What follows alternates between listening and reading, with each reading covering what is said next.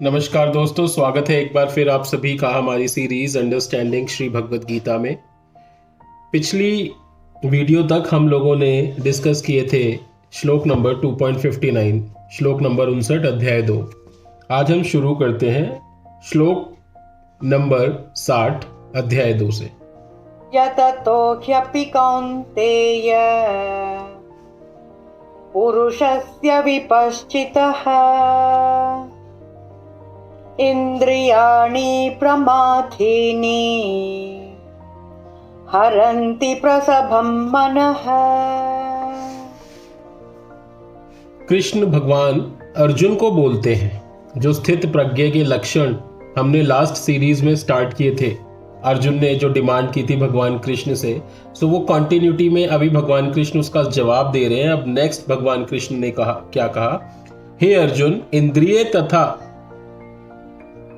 इंद्रिय इतनी प्रबल तथा वेगवान है कि वे उस विवेकी पुरुष के मन को भी बलपूर्वक हर लेती है जो उन्हें वश में करने का प्रयत्न करता है।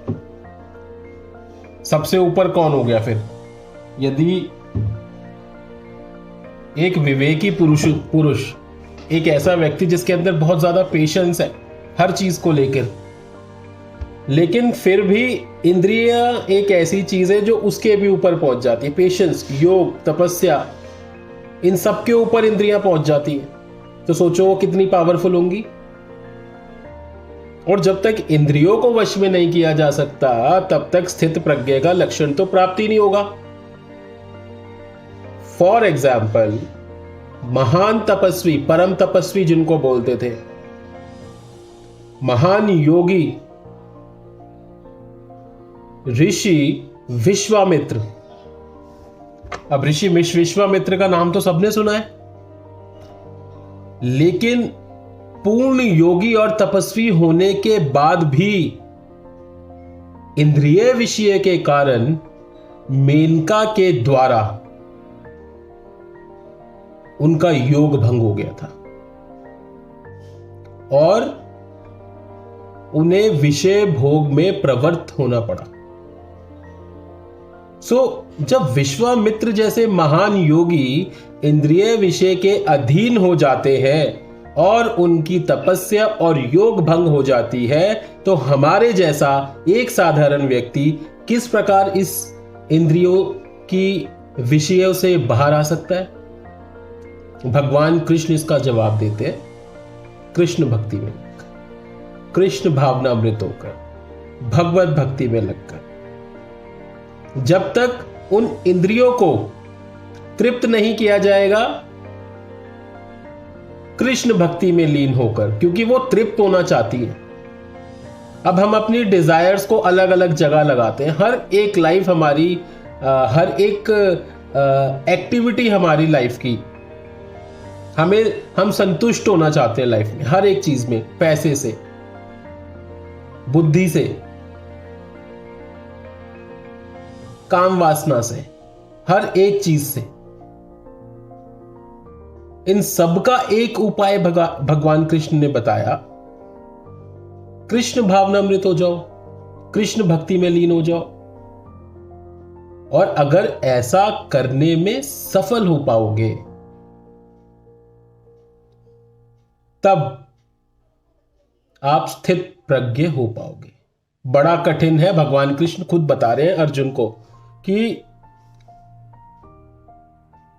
इंद्रियां इतनी प्रबल और वेगवान है कि एक महान योगी को भी बलपूर्वक अपने वश में कर लेती है। ट्राई करो, भक्ति में लीन होने की कोशिश करो अपनी इंद्रियों की जो प्यास है वो भगवान कृष्ण की भक्ति में लगकर बुझाई जाए। अगला श्लोक नंबर 61।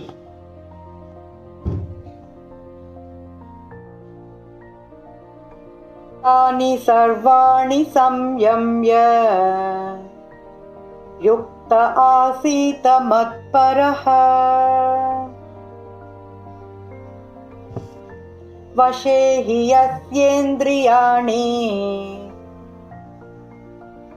तस्य प्रज्ञा प्रतिष्ठिता। जो इंद्रियों को पूर्णतया वश में रखते हुए इंद्रिय संयमन करता है और अपनी चेतना को मुझ में स्थिर कर देता है, वह मनुष्य स्थिर बुद्धि कहलाता है। एक और लक्षण बताया भगवान ने, स्थिर बुद्धि। स्थिर बुद्धि जिस व्यक्ति की होगी उसको स्थिर प्रज्ञा की उपाधि दी जा सकती है। स्थिर बुद्धि कैसे होगी? अपनी इंद्रियों को संयमित रखते हुए पूरी तरीके से अपनी चेतना को मेरे अंदर स्थिर कर देता है। भगवान कह रहे हैं अर्जुन को, वो स्थिर बुद्धि को प्राप्त होता है। और स्थिर बुद्धि एक लक्षण है स्थित प्रज्ञा मनुष्य का। स्थिर बुद्धि मीन्स किसी भी परिस्थिति में अपना वेग ना खोना, अब आवेश में ना आ जाना, संयम खो देना। एक बहुत बहुत कॉमन सा हम लोगों का बिहेवियर में आता है कि हम लोग बड़ी जल्दी पेशेंस खो देते हैं। एक एग्जाम्पल के थ्रू समझाता हूं। दुर्वासा ऋषि, हर किसी ने दुर्वासा ऋषि का नाम सुना है। एक बार दुर्वासा ऋषि का किसी प्रकार एक कोई राग या द्वेष उत्पन्न हो गया था महाराजा अम्बरीश के साथ। अब एक महर्षि है दुर्वासा और दूसरे महाराजा है अम्बरीश, लेकिन अपने नाम और उपाधि के विरुद्ध दोनों एक्ट कर रहे हैं। दुर्वासा ऋषि होने के बाद भी क्रोधित हो गए अम्बरीश के ऊपर, महाराजा अम्बरीश के ऊपर, लेकिन महाराजा अम्बरीश राजा होने के बाद भी संयमित है।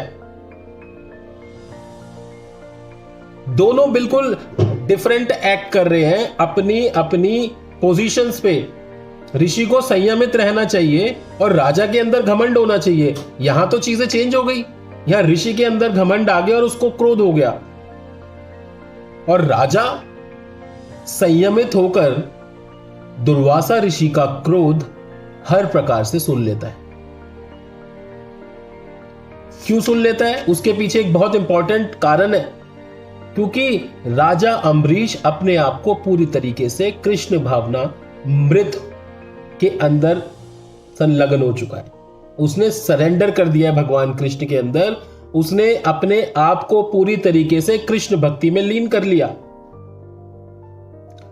अब राजा अपनी इंद्रियों को वश में कर सका।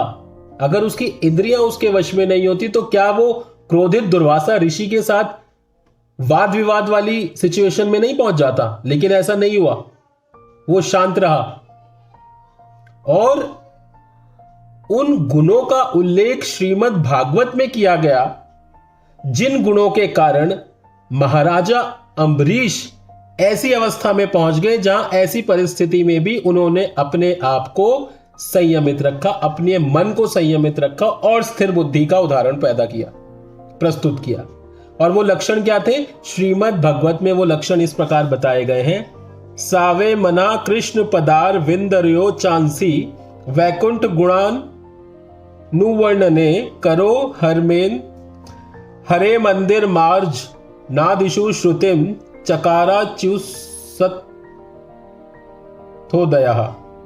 राजा अम्बरीश ने अपना मन भगवान कृष्ण के चरणारविंदों पर स्थिर कर दिया। अपनी वाणी भगवान के धाम की चर्चा करने में लगा दी, अपने कानों को भगवान की लीलाएं सुनने में और अपने हाथों को भगवान का मंदिर साफ करने में लगा दिया,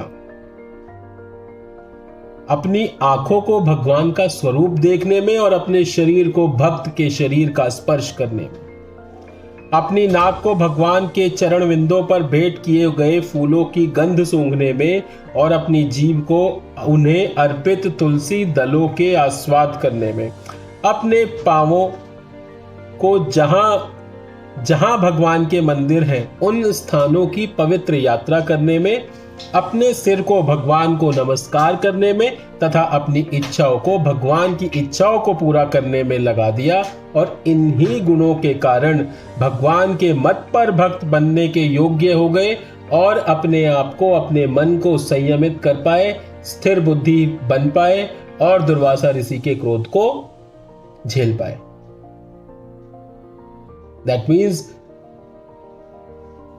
महाराजा अम्बरीश कृष्ण भावनामृत होने के बाद इन सारे गुणों से भी अभिभूत हो गए। नेक्स्ट श्लोक नंबर 2.62।